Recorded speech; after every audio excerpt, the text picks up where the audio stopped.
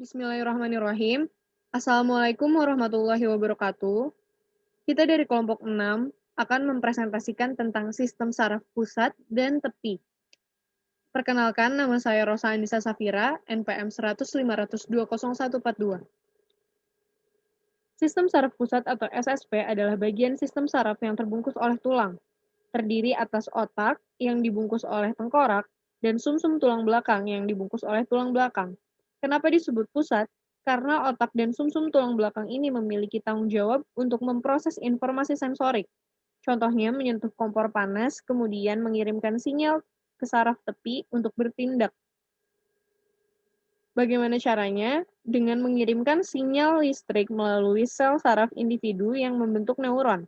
Terdapat sekitar 100 miliar neuron di dalam otak manusia, dan masing-masing memiliki banyak kontak dengan neuron lainnya yang disebut sinapsis. Kemudian di sini ada struktur sistem saraf pusat, yang berfungsi untuk memegang segala kendali dan pengaturan atas kerja jaringan saraf hingga pada sel saraf. Bagian-bagian dari sistem saraf ini adalah otak besar, otak kecil, sumsum tulang belakang, dan sumsum lanjutan. SSP ini meliputi otak dan sumsum tulang belakang yang lunak, maka diperlukan perlindungan.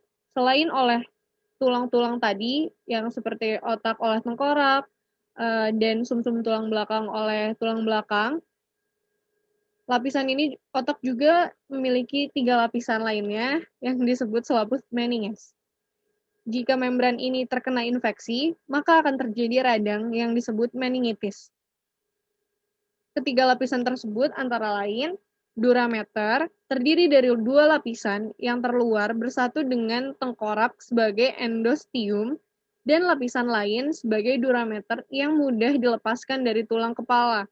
Di antara tulang kepala dengan durameter terdapat rongga epidural.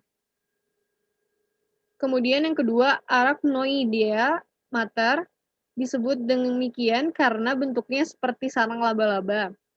Di dalamnya terdapat cairan yang disebut liquor cerebrospinalis, semacam cairan limfa yang mengisi sela-sela membran arachnoid. Fungsi selaput arachnoid adalah sebagai bantalan untuk melindungi otak dari bahaya kerusakan mekanik. Kemudian yang ketiga ada piameter, lapisan terdalam yang mempunyai bentuk disesuaikan dengan lipatan-lipatan permukaan otak. Di samping itu, otak dan sumsum tulang belakang mempunyai 3 materi esensial, di antaranya badan sel yang membentuk bagian materi kelabu, serabut saraf yang membentuk bagian materi putih, dan sel-sel neuroglia, yaitu jaringan ikat yang terletak di antara sel-sel saraf di dalam sistem saraf pusat. Meskipun demikian, otak dan sumsum tulang belakang memiliki susunan yang berbeda. Pada otak, materi kelabu terletak di bagian luar atau kulitnya, dan bagian putih terletak di tengah. Pada sumsum tulang belakang, bagian tengah merupakan materi kelabu berbentuk kupu-kupu, sedangkan bagian korteks berupa materi putih. Kemudian ada pengertian saraf tepi. Jadi ini tuh didefinisikan sebagai saraf kranial, saraf tulang belakang, dan ganglia tepi yang terletak di luar otak dan sumsum tulang belakang. Assalamualaikum warahmatullahi wabarakatuh. Saya Rahma Iman akan melanjutkan presentasi teman saya. Struktur sistem saraf pusat dan tepi. Struktur sistem saraf tepi dikenal juga dengan istilah sistem saraf perifer, merupakan bagian dari sistem saraf yang di dalam sarafnya terdiri dari sel-sel yang membawa informasi ke sel saraf sensorik. Dan dari sel saraf motorik, sistem saraf pusat atau dikenal SSP yang terletak di luar otak dan sumsum tulang belakang, sel-sel sistem saraf sensorik mengirimkan informasi ke sistem saraf pusat dari organ-organ internal atau dari rangsangan eksternal. Sel-sel sistem saraf motorik tersebut membawa informasi SSP ke organ, otot, dan kelenjar.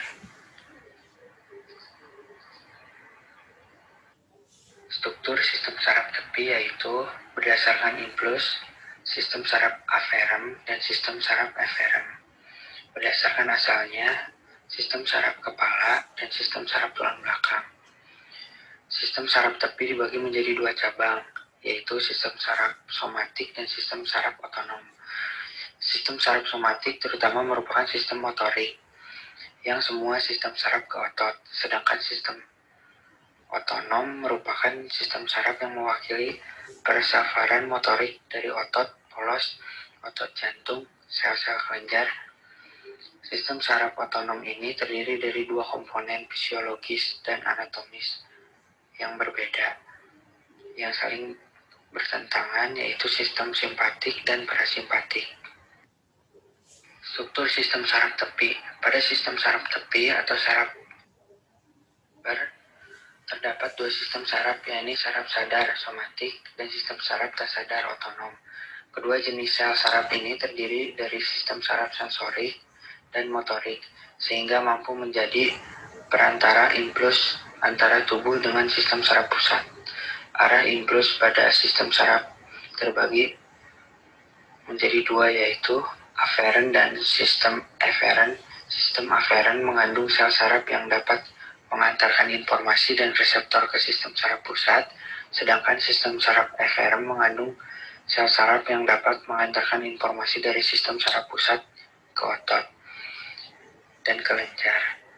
Dapat kita pahami bahwa setiap serabut saraf otak ini terhubung dengan organ atau otot manusia, misalnya terhubung ke hidung, telinga, dan lainnya. Sistem saraf somatik atau sadar mengandung sel saraf eferen sehingga mampu menghasilkan gerakan di jaringan otot rangkap. Sistem saraf sadar tersusun atas saraf kranial dan saraf spinal. Saraf kranial. Saraf kranial manusia yaitu berjumlah 12 pasang yang mencuat keluar dari otak. Saraf ini terletak di kranium atau di tengkorak, suatu tempat yang dekat dengan sistem saraf pusat manusia. Sistem saraf kranial terhubung dengan organ yang berada di seputar kepala dan leher, seperti telinga, mata, hidung, mulut, dan lidah. Ini termasuk terhadap sistem saraf terminal yang kecil. Yang kedua, masih dalam struktur saraf tepi atau saraf somatik, yaitu saraf spinal. Urat saraf sumsum tulang belakang terdiri dari 31 pasang yang terdapat dalam tulang belakang. Saraf ini merupakan gabungan dari neuron sensorik dan motorik. Semua saraf sensorik masuk ke dalam sumsum tulang belakang melalui akar dorsal dan semua dendrit berasal dari reseptor. Sedangkan semua saraf motorik keluar dari sumsum tulang belakang melalui akar ventral dan semua nyerit menuju ke efektor. Struktur sistem saraf tepi atau saraf otonom. Sistem saraf otonom merupakan saraf yang mengatur organ tubuh yang bergerak secara otomatis. Saraf otonom biasanya disebut sebagai saraf motorik yang terdiri dari dua saraf, yakni saraf simpatik dan parasimpatik. Kedua saraf ini memiliki fungsi yang berlawanan sehingga tercipta suatu keseimbangan. Saraf simpatik. Saraf simpatik terletak di depan ruas tulang belakang. Fungsi dari organ ini antara lain memacu dan menghambat kinerja organ tubuh. Masih pada saraf simpatik, fungsi dari organ saraf simpatik antara lain memacu dan menghambat kinerja organ tubuh. Fungsi memacu organ tubuh misalnya memperbesar bronkus, memperbesar pupil mata, dan memacu detak jantung. Sedangkan fungsinya dalam menghambat kinerja organ misalnya menghambat ereksi, serta menghambat kontraksi kantong seni. Yang kedua ada saraf parasimpatik. Saraf parasimpatik memiliki fungsi yang sebaliknya, sedangkan saraf simpatik misalnya memperkecil bronkus, memperkecil pupil mata, menghambat kerja jantung, memperbesar ereksi, dan memperbesar kontraksi kantong seni. Selanjutnya, ada fungsi sistem saraf pusat dan perannya dalam ranah psikologi. Sistem saraf pusat berfungsi menerima informasi dari seluruh area tubuh. Kemudian, sistem akan mengkoordinasikan semua informasi tersebut untuk menghasilkan respons tubuh. Organ tubuh tersebut diantaranya ada Otak yang bertugas untuk mengendalikan fungsi tubuh termasuk sensasi, pikiran, gerakan, kesadaran, dan memori atau ingatan. Kedua, sumsum tulang belakang yang berfungsi membawa informasi dari berbagai bagian tubuh ke otak dan sebaliknya. Ketiga, neuron. Neuron adalah sekelompok sel yang membangun sistem saraf pusat yang jumlahnya ada miliaran di tubuh manusia, yang berkomunikasi satu sama lain untuk menghasilkan respons dan tindakan fisik. Otak dilapisi oleh selaput otak yang disebut dengan selaput meninges. Selaput meninges ini terdiri dari 3 lapisan, yaitu lapisan durameter, lapisan arachnoid, dan lapisan pia-meter. Adapun lapisan 2 meter yaitu lapisan yang terdapat pada bagian luar dari otak dan bersifat tidak kenyal. Lapisan ini melekat langsung pada tulang tengkorak. Adapun lapisan anakroid adalah lapisan yang berada pada bagian tengah otak dan terdiri atas jaringan yang berbentuk jaringan laba-laba. Ruangan dalam lapisan ini disebut dengan ruangan subarachnoid dan memiliki cairan yang disebut dengan keran cerebrospinal. Sedangkan yang terakhir adalah lapisan pia-meter, yaitu lapisan yang terdapat paling dalam dari otak dan melekat langsung pada otak. Lapisan ini banyak memiliki pembuluh darah dan berfungsi untuk melindungi otak secara langsung. Selanjutnya ada mesencephalon, merupakan bagian otak yang terletak di depan cerebellum dan jembatan Varol. Mesencephalon berfungsi sebagai pusat pengaturan refleks mata, refleks penyempitan pupil mata, dan pendengaran. Diencephalon merupakan bagian otak yang terletak di bagian atas dari batang otak dan di depan mesencephalon. Dalam esencephalon ini terdiri dari thalamus yang berfungsi untuk stasiun pemancar bagi impuls yang sampai ke otak dan medula spinalis. Lalu ada cerebellum merupakan bagian otak yang terletak di bagian belakang otak besar yang berfungsi sebagai pusat pengaturan koordinasi gerakan yang disadari dalam keseimbangan tubuh serta posisi tubuh. Lalu ada medula oblongata. Ini juga disebut dengan istilah sumsum lanjutan atau penghubung atau batang otak. Terletak langsung setelah otak dan menghubungkan dengan medula spinalis di depan cerebellum. Medula spinalis ini juga disebut dengan sumsum tulang belakang dan terletak di dalam ruas-ruas tulang belakang, yaitu ruas tulang leher sampai dengan tulang belakang yang kedua. Medula spinalis berfungsi sebagai pusat gerak refleks dan menghantarkan impuls dari organ ke otak dan dari otak ke organ tubuh. Selanjutnya ada sistem somatik, terdiri atas serabut saraf perifer yang bertugas mengambil informasi sensorik atau sensasi dari organ perifer seperti kulit. Nantinya, informasi yang diperoleh akan dibawa ke sistem saraf pusat. Selain serabut saraf perifer, sistem saraf somatik juga terdiri dari serabut saraf motor yang menjulur keluar dari otak. Serabut saraf motorik berfungsi membawa pesan untuk menggerakkan tubuh. Sebagai contoh, apabila kita tidak sengaja menyentuh api pada lilin, saraf perifer akan membawa informasi ke otak bahwa itu adalah sensasi panas. Setelah itu, saraf motorik memberi sinyal ke otak agar menggerakkan jari-jari tangan untuk segera menghindar, melepas, atau menarik tangan dari lilin panas tersebut. Meskipun prosesnya terlihat panjang, proses ini faktanya hanya berlangsung dalam 1 detik saja. Saya Muhammad Alif Zahran Fahmi akan melanjutkan presentasi dari teman saya. Fungsi sistem saraf tepi dalam ranah psikologi. Fungsi sistem saraf tepi dalam ranah psikologi yang pertama ada sistem saraf otonom. Sistem saraf otonom bedanya dengan sistem saraf somatik. Sistem saraf otonom mengatur fungsi-fungsi tubuh yang di luar kesadaran seseorang. Ada 2 bagian dari saraf otonom, yaitu sistem simpatik dan parasimpatik. Ini perbedaannya. Sistem simpatik bertugas membuat respons perlawanan dari dalam tubuh ketika ada ancaman dalam waktu cepat. Lalu, sebagai contoh, apabila kita sedang merasa takut atau gugup, Lazimnya sistem saraf simpatik akan memicu respons dengan mempercepat detak jantung, memproduksi kelenjar keringat, meningkatkan pernapasan, dan lain-lain. Sistem parasimpatik bertugas membuat respons.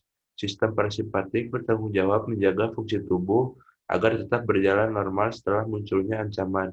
Jadi ketika ancaman sudah berlalu, sistem parasimpatik mulai bekerja untuk memperlambat detak jantung, memperlambat pernapasan, mengurangi aliran darah ke otot, dan lain-lain. Lalu untuk mekanisme belajar dan memori. Salah satu mekanisme pembelajaran yang paling dasar adalah menghafal atau memorization atau hafalan, rote learning. Pendekatan ini menangkap urutan langkah-langkah atau respons terhadap sekumpulan kondisi tertentu dan kemudian ketika tugas yang sama atau sekumpulan kondisi ditemui lagi, respons yang diingat diterapkan. Hal itu dapat menjadi metode pembelajaran yang efektif jika jangkauan situasi yang dihadapi oleh sistem radio terbatas dan ditentukan dengan baik. Namun, data dan situasi yang tidak lengkap dan parsial tidak dapat diterima untuk sebuah hafalan. Lalu, menurut Piaget, manusia mempunyai struktur yang disebut dengan skema atau skemata, jamak yang sering disebut dengan struktur kognitif. Dan menggunakan skemata itu, seseorang mengadaptasi dan mengkoordinasi lingkungan sehingga terbentuk skemata yang baru. Dengan kata lain, apabila suatu informasi atau pengetahuan baru dikenalkan pada seseorang dan pengetahuan itu cocok dengan skema yang telah dimilikinya, maka pengetahuan itu akan diadaptasi melalui proses asimilasi dan terbentuklah pengetahuan baru. Sedangkan apabila pengetahuan baru yang dikenalkan itu tidak cocok dengan struktur kognitif yang sudah ada, maka akan terjadi equilibrium, sedangkan pengetahuan baru itu dapat diakomodasi dan selanjutnya diasimilasikan menjadi skemata baru. Lalu untuk mekanisme memori, Robert J. Sternberg dan Anne Karin Sternberg berpendapat bahwa proses memori mengacu pada mekanisme yang dinamis. Mekanisme dinamis mencakup proses encoding, storage, dan retrieval informasi pengalaman di masa lalu. Menurut mereka, proses memori terbagi menjadi tiga. Yang pertama ada encoding. Encoding merupakan proses individu mengubah data sensoris menjadi bentuk representasi mental. Sejalan dengan itu, Rodiger dan Mead mengemukakan bahwa encoding adalah tahap pertama memori mengacu pada persepsi tentang kejadian. Encoding adalah proses individu memasukkan informasi ke penyimpanan memori. Informasi masuk ke dalam penyimpanan memori melalui dua cara, yaitu secara otomatis dan melibatkan usaha. Demikian King L.A. menambahkan dalam bukunya Psikologi Umum sebuah pandangan apresiatif. Lalu, mekanisme memori ada storage yang kedua. Storage adalah proses individu menyimpan informasi dengan melakukan pengodaan dalam memori. Storage adalah individu mempertahankan informasi seiring dengan waktu dan merepresentasikan informasi dalam memori.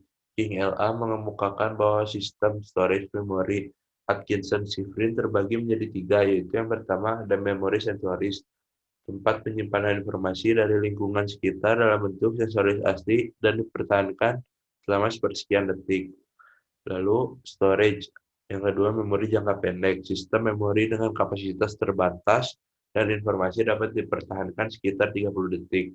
Lalu ada memori jangka panjang, ingatan permanen yang memiliki kapasitas besar untuk menyimpan informasi dan bertahan lama. Memori jangka panjang memiliki kapasitas penyimpanan hampir tidak terbatas. Lalu ada retrieval. Retrieval adalah proses mengambil dan menggunakan informasi tersimpan dalam memori, atau bahwa retrieval merupakan proses yang dilakukan untuk mengeluarkan informasi dari memori. Bisa dikatakan juga sebagai proses mengakses informasi dalam penyimpanan memori untuk menanggapi syarat dari stimulus. Retrieval merupakan proses yang dipengaruhi oleh cara individu memberikan kode pada informasi dan cara informasi disimpan. Sekian dari kelompok kami. Mohon maaf apabila ada kesalahan. Terima kasih. Assalamualaikum warahmatullahi wabarakatuh.